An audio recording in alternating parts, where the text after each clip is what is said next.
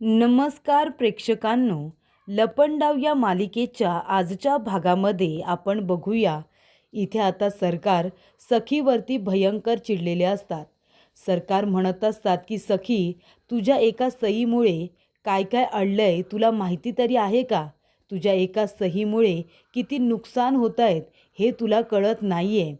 तेव्हा इथे सरकार म्हणत असतात, प्रश्न फक्त आपल्या कंपनीचा नाही आहे, तर प्रश्न इन्व्हेस्टर्स, फायनान्सर, आपले एम्प्लॉई, आपल्या कंपनीमध्ये कितीतरी लोक काम करतात, त्यांना आपल्याला दर महिन्याला पगार द्यावा लागतो. आपल्या कंपनीवरती कितीतरी घरं सुरू आहेत, पण तुला या गोष्टीचा अंदाज नाही आहे. तेव्हा मी तुला सांगते, हा तुझा पोरखेपणा आहे ना, तो आता बंद कर आणि लवकरात लवकर ह्या पेपरवरती सह्या कर. कळलं ना तुला? मला अजून आपल्या कंपनीचं नुकसान होऊ द्यायचं नाही आहे. इतक्या मेहनतीने मी ही कंपनी उभी केलेली आहे, मला ती बंद करायची नाही आहे. कळलं ना तुला? तेव्हा लवकरात लवकर ह्या पेपरवरती सह्या कर आणि मोकळी हो. तेव्हा प्रेक्षकांनो, सखी म्हणत असते की प्रत्येक वेळेला कंपनीचा विचार, प्रत्येक वेळेला सगळ्या लोकांचा विचार चांगली गोष्ट आहे, पण या सगळ्यांचा विचार करत असताना कधीतरी आपल्या मुलीचाही विचार करा. ती सुद्धा एक माणूस आहे, माणूस म्हणून माझ्याकडे बघा. कधीतरी तुम्ही प्रेमाने मला जवळ घेतलात, जेवढा कंपनीचा विचार केलात त्याच्यामध्ये कधी तुमच्या मुलीचा, सखीचा विचार केलात का? कधीच नाही. तेव्हा इथे सखी म्हणत असते, पण आता मी तुमच्या ह्या बोलण्याला अजिबात भुलणार नाही आहे. तुम्ही कितीही गोड गोड बोललात ना, तरीसुद्धा मी भुलणार नाही आहे. काहीही झालं तरीसुद्धा या पेपरवरती सह्या मी करणार नाही म्हणजे नाही. तुम्हाला जे काही करायचं आहे ते तुम्ही करा. कळलं का सरकार? तेव्हा प्रेक्षकांनो, सखी म्हणत असते, तुम्ही मुलगी म्हणून माझा विचार का करत नाही? सांगा ना. अजिबात करत नाही ना? मग मी का तुमचा विचार करायचा? का मी कंपनीचा विचार करायचा? प्रत्येक वेळेला तुम्ही स्वार्थी विचार करणार आणि मी सगळ्यांचा विचार करायचा का? अजिबात नाही. काय स्वप्न होतं माझं? सांगा ना, काय स्वप्न होतं? मला लग्न करून चाळीमध्ये जाऊन राहायचं होतं. हे इतकं स्वप्न होतं माझं. माझा नवरा कष्ट काबाड करेल आणि मी छान पद्धतीने त्याचं चाळीतलं घर सांभाळेन. सगळ्यांबरोबर प्रेमाने राहीन. फक्त एवढं स्वप्न होतं माझं. ते सुद्धा स्वप्न तुम्ही माझं पूर्ण होऊ दिलं नाहीत. माझ्या लग्नामध्ये सुद्धा, माझ्या प्रेमामध्ये सुद्धा तुम्ही तुमच्या या खेळामधला एक प्यादा आणून उभं केलंत आणि तो तुमच्या हाताखालचं बाहुलं याच्याबरोबर मला इथेच बांधून ठेवलं. पण मला हे मान्य नाही आहे सरकार. कळलं ना? मला घरी येऊन तुम्हाला मनापासून थँक्यू म्हणायचं होतं. तुम्ही मला रक्त दिलंत, माझा जीव वाचवलात, म्हणून येऊन तुम्हाला मिठी मारायची होती. पण तुम्ही तसं काहीसुद्धा होऊ दिलं नाही. मी तुम्हाला थँक्यू म्हणायच्या आधीच तुम्ही प्रॉपर्टीचे पेपर माझ्यासमोर केलेत. माझा अजिबात विचार केला नाहीस ना तू आई? का तू अशी वागतेस? आई नाही, सरकार. तुम्हाला सरकारच म्हणायला हवं. तेव्हा प्रेक्षकांनो, इथे आता मनस्विनी म्हणत असते की सखी, काय म्हणालीस तू? तुला त्या चाळीमध्ये जाऊन राहायचं आहे? तुला माहिती तरी आहे का चाळीमधलं जीवन कसं असतं ते? अगं हे बघ, हे ऐशो आराम हे तू जे बघतेस ना, ते तुला बघितल्यानंतर, हा सगळा ऐशो आराम उपभोगल्यानंतर 2 दिवस चाळीमध्ये जाऊन राहणं ही चांगली गोष्ट आहे, पण आयुष्यभर चाळीमध्ये राहणं किती कठीण आहे ना, ते तिथे गेल्यानंतर कळेलच तुला. तुला इथे झोपायला मखमली गादी आणि जेवण, हे किचन बघ ना.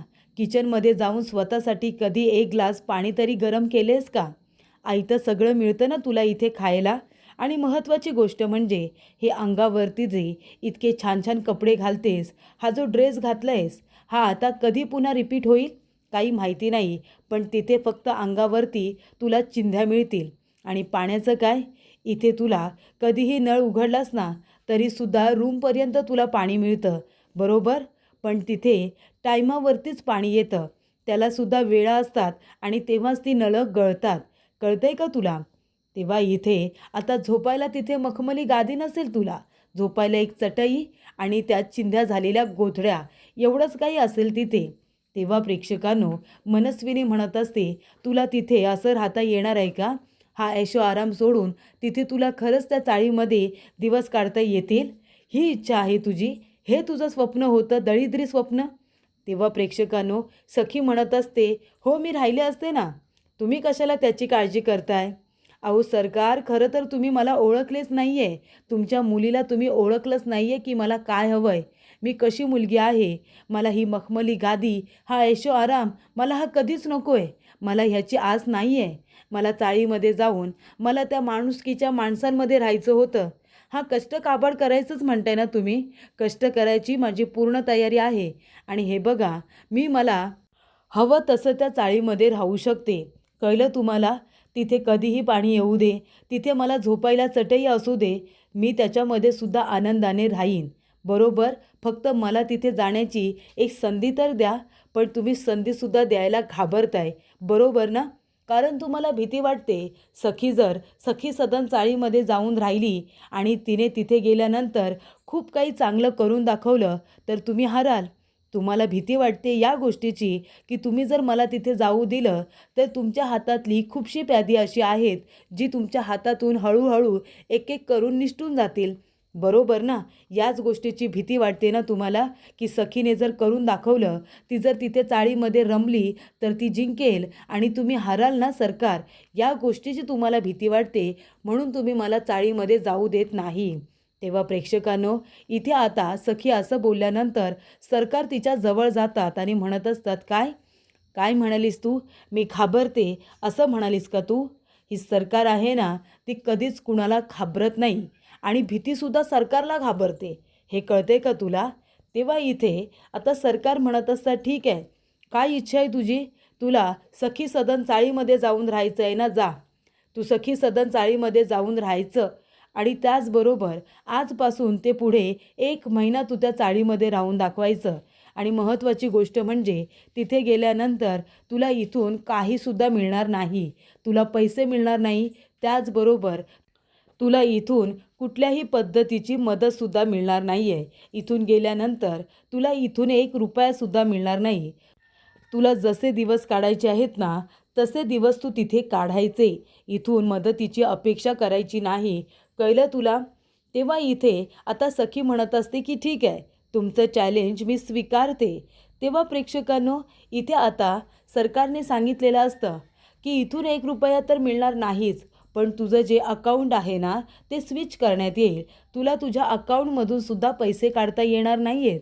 हे जर तुला मंजूर असेल, तर तू इथून पुढे 1 महिना त्या ठिकाणी राहू शकतेस. तेव्हा इथे आता सखीने चॅलेंज स्वीकारलेलं असतं. ती म्हणते, "ठीक आहे, तुमची ही अट मला मंजूर आहे." आणि तेव्हा सखी म्हणते, की "चल कान्हा, चाळीमध्ये दाभाडे काकूंना फोन कर आणि त्यांना सांग की त्यांची सखी चाळीमध्ये राहायला परत येते."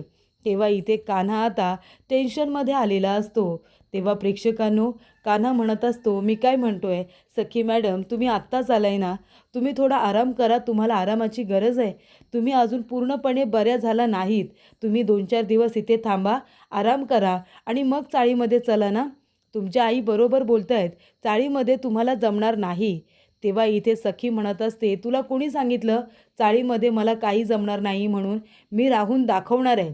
तेव्हा इथे सरकार म्हणतात, "पण एक गोष्ट लक्षात ठेव, जर तू इथून पुढे 1 महिना तिथे राहिली नाहीस, 1 महिन्यामध्ये परत इथे आलीस ना, तर तुला प्रॉपर्टीच्या पेपरवरती सह्या कराव्या लागतील आणि तुला डिव्होर्सचा विषय मनातून काढावा लागेल." तेव्हा इथे सखी म्हणते, "ठीक आहे, पण जर मी 1 महिना पूर्ण तिथे राहून दाखवला ना, तर मी प्रॉपर्टीच्या पेपरवरती नाही, पण लगेच डिव्होर्स पेपरवरती मात्र नक्कीच सह्या करेन." असं आता सखीने ठरवलेलं असतं. तेव्हा प्रेक्षकांनो, कान्हा म्हणत असतो, "सखी मॅडम प्लीज तुम्ही इथे आराम करा ना. तुम्ही त्या चाळीमध्ये नका जाऊ. हवं तर मी तुमच्या रूममध्ये पाऊलसुद्धा टाकणार नाही. मग तर ठीक आहे." तेव्हा सखी म्हणत असते, "वा रे वा कान्हा, तू माझ्या रूममध्ये पाऊल नाही टाकणार. मात्र तू या घरातले ऐशो आराम मात्र भोगणार. बरोबर ना? सगळं काही तू इथे भोगणार. फक्त माझ्या रूममध्ये पाऊल नाही टाकणार. तुला इथे राहायचं असेल ना, सरकारच्या हातातलं प्यादं बनून, तर तू राहा. पण मी जाऊन चाळीमध्येच राहणार. कळलं तुला? सरकारचं हे चॅलेंज मी स्वीकारलेलं आहे आणि काहीही झालं तरी मी 1 महिना तिथे राहून दाखवणारच." असं आता सखी म्हणते. तेव्हा प्रेक्षकांनो, सखी चाळीत येणार आहे ही गोष्ट सगळ्या चाळकऱ्यांना कळलेली असते. तेव्हा सगळेजण म्हणत असतात की येऊ दे, सखीने आता लवकरात लवकर चाळीमध्ये येऊ दे. मी तर देवाजवळ प्रार्थना केली होती की सखी कधी एकदा चाळीमध्ये परत येते. तेव्हा इथे काका म्हणतात, तुम्ही काही एकट्यानेच प्रार्थना केली नव्हती, आम्ही सुद्धा केली होती. सखी आल्यानंतर आपण खूप धम्माल करू. दाभाडे काकू म्हणतात, नाही या, अजून ती पूर्णपणे बरी झालेली नाही आहे. तिची आपल्याला सगळ्यांना व्यवस्थित काळजी घ्यावी लागणार आहे. तेव्हा चाळकरी म्हणतात, तिला येऊ देत तर खरं, तिची आपण सगळेजण व्यवस्थित काळजी घेऊ. त्यानंतर प्रेक्षकांनो, इथे आता सरकार आणि कान्हा दोघेही टेन्शनमध्ये असतात. सरकार म्हणत असते की हे एवढं सगळं घडेल, मला खरंच वाटलं नव्हतं सखीने असा विचार केला असेल. तेव्हा सरकार म्हणत असते, हे बघ, त्या चाळीमध्ये आता 1 महिना तिला राहण्याची मी परवानगी दिली, पण काहीही झालं तरीसुद्धा 2-3 दिवसात ती इथे परत आली पाहिजे, अशी तू सिच्युएशन निर्माण करायची. तेव्हा कान्हा म्हणत असतो की सरकार, पण मला त्या चाळीमध्ये परत जायचं नाही आहे, खरंच नाही जायचं. तेव्हा इथे आता सरकार म्हणत असते, काय म्हणालस तू, तुला तिथे चाळीमध्ये जावं लागेल? अरे ती हे सगळं मुद्दामून करते, तू इथे राहावं आणि तिने तिथे चाळीमध्ये राहावं ना, म्हणून तिने हा घेतलेला निर्णय आहे. पण काहीही झालं तरीसुद्धा तुला आता चाळीमध्ये जाऊन सखीबरोबर तिथेच राहावं लागेल. आणि फक्त जाऊन राहायचं नाही आहे तुला, तुला कशासाठी ठेवलं आहे तुला माहिती आहे ना, तू प्यादा आहेस माझं, माझ्याबरोबर पैशांसाठी काम करतोस तू, पैसे मोजते ना मी तुला, मग त्या चाळीमध्ये तिच्याबरोबर राहायचं आणि अशी सिच्युएशन निर्माण करायची ना की 2-3 दिवसात सखी चाळ सोडून माझ्याकडे इथे परत आली पाहिजे, असं तुला काहीतरी करायचं आहे. तेव्हा कान्हा म्हणत असतो, पण मॅडम मी काय करू सांगा ना, मी काय करू? तेव्हा सरकार म्हणते, हो रे, तुला काहीच येत नाही, नाही का, मूर्ख आहेस ना तू. तेव्हा इथे कान्हा म्हणतो, हो मला माहिती आहे मी मूर्ख आहे, पण आता सांगा ना मी काय करू, ते मी करेन. तेव्हा आता सरकार म्हणते, मी नाही सांगणार, जे काही करायचं आहे ते तुलाच करायचं आहे. तेव्हा प्रेक्षकांनो, सरकार गेल्यानंतर कान्हा म्हणत असतो की ह्या मायलेकीच्या भांडणामध्ये नेहमी मीच पिसला जात असतो. आता मला इथे राहून माझा एम पूर्ण करायचा होता. आता जर मी चाळीमध्ये परत गेलो तर मी माझ्या एमपासून लांब जाईन, असं कान्हा म्हणत असतो. त्यानंतर प्रेक्षकांनो, इथे आता सखी आपली बॅग वगैरे भरत असते. इथे आता कान्हा टेन्शनमध्ये असतो. तो म्हणतो की चाळीमध्ये गेल्यानंतर मला इथे नक्की काय चाललं आहे, ह्या सगळ्या गोष्टी कशा कळणार आहेत, कसं मी माझं ध्येय पूर्ण करणार आहे, मला चाळीमध्ये परत जायचं नव्हतं. त्यानंतर प्रेक्षकांनो, इथे आता सखी आपली बॅग भरत असताना त्या ठिकाणी तिचे काका आलेले असतात आणि गौतम काका म्हणत असतात की सखी, चाललीस बाळा तू, म्हणजे तू निर्णय घेतलासच आहे की तू चाळीमध्ये जाऊन राहशील. तेव्हा इथे सखी म्हणते, हो काका, खरंच मला चाळीमध्ये जाऊन राहायचं आहे. मला इतकं छान वाटते माहिती आहे, म्हणजे असं वाटतं आहे की कुठली तरी अशी शक्ती आहे, खूप चांगलं असं काहीतरी आहे जे मला तिथे घेऊन जातं आहे आणि मी आनंदाने तिथे चालले, मला खरंच खूप छान वाटतं आहे. तेव्हा गौतम काका म्हणतात की सखी बाळा, खरंच सांगू का, म्हणजे तू जा, तुला हवं तसं आनंदाने तुझ्या मनाप्रमाणे जग, पण तुला मी खूप मिस करेन बाळा, खरंच खूप मिस करेन. तेव्हा इथे गौतम काका म्हणतात की हे घे, हे पैसे ठेव, तिथे चाळीमध्ये तुला कुणाकडे पैसे मागायची गरज नाही आहे, तू हे पैसे ठेव आणि तिथे तुझा खर्च भागव. तेव्हा सखी म्हणते, नाही काका, नाही, मी हे पैसे नाही घेऊ शकणार. काका तुला माहिती आहे, लग्नाच्या आधी मी एक चिटिंग केली होती, कारण मला कान्हाबरोबर लग्न करायचं होतं. पण बघितलंस ना तू, मी चिटिंग केली आणि आता हे सगळं काय घडतंय. तेव्हा आता मी ठरवलं आहे, आता कुठलीही चिटिंग नको काका, खरंच कुठलीही चिटिंग नको.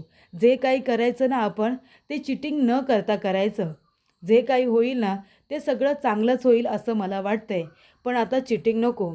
तेव्हा प्रेक्षकांनो, गौतम काका म्हणतात की सखी बाळा, अगदी तू तुझ्या आधीच्या आईसारखी म्हणालीस की आता चिटिंग नको, जे काही असेल तो फेअर गेम असेल, जे काही होईल ते फेअर गेममध्ये होईल, तू अगदी तुझ्या आईसारखं म्हणालीस.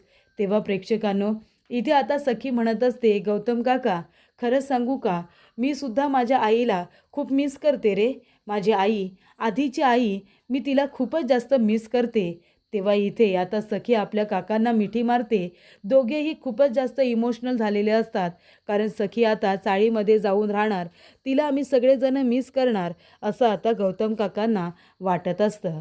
त्यानंतर प्रेक्षकांनो, पुढील भागामध्ये इथे आता सखी आणि कान्हा दोघेजण रिक्षातून चाळीमध्ये आलेले असतात.